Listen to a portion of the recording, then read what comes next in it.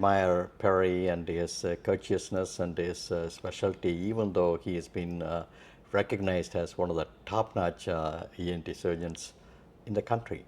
A lot of people come from all over the country to see him as well. All right. Tell me about yourself and what passion do you have for ENT, and yeah, what are your areas of expertise? Well, first, Venu, it's an honor to have this time with you, and I thank you very much for our friendship over many years. ENT, like many specialties, has transitioned into a real space of AI in many ways. And it's been fascinating for me to start 32 years ago as a surgeon and to watch the enormous transitions that have occurred, you know, from the simple primitive things that we did then to such advancements to virtual reality, to various headsets, to three-dimensional imaging, to three-dimensional endoscopy, all the way to AI-generated platforms and dictations and other factors. It's been the most exciting time to be able to see the evolution of that. With it comes challenges, you know. It's a very complicated situation for somebody as they are wise and an expert in a surgical specialty to then gain expertise in novel technologies like the AI platforms and the electronic medical records and the health systems. So as time goes on, those are really the exciting challenges that I've seen in my career. It's awesome, awesome.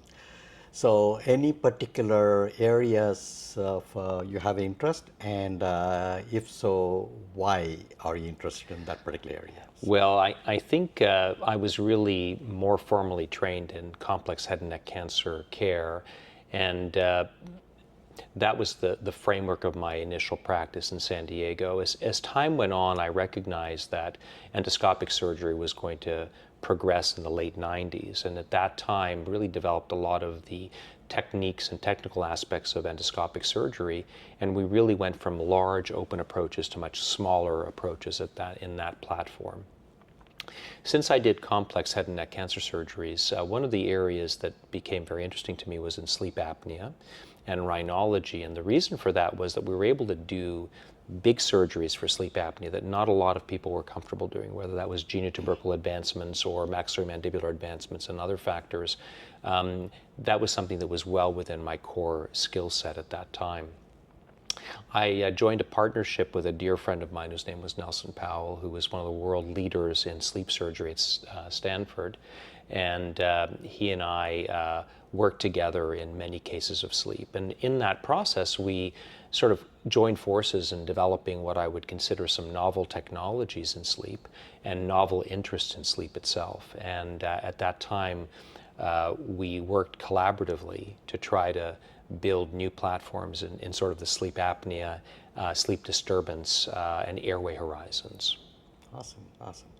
So we really appreciate that you're participating in our NexGen Healthcare Revolution conference.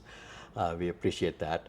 And to the audience who are planning on coming, what is your advice? What are you going to learn from your lecture? So this is a moment in time where wisdom and knowledge and technical expertise is required over really decades of excellence in healthcare. And merging that with arising AI platforms and computer platforms and merging them in user-friendly environments is probably the most challenging time that we're in. The second part of that is that AI strength comes often from large data portals and large data. So how do we incorporate and capture large data and then use the power of AI to be able to generate outcomes from that data while merging that with the wisdom and the technical expertise that we have as surgeons? And I think that's the place we are currently, is finding the balance between how do we merge that expertise. For example, the AI systems can learn from a surgeon a technical capability, but 100 surgeons can then teach it greater capability to then be able to do that same procedure in a much higher level platform. And that's something that within 10 years, probably, AI system robotics will be better and faster than the current surgeon using that robot. And I think that's probably a 10-year horizon. Awesome, awesome. Thank you very much for your interview, and we are looking forward to seeing you in our conference, and our audience and primary care physicians will learn a lot from you. I'm very much looking forward to it, Venu. It's been a pleasure. Thank you. Thank you.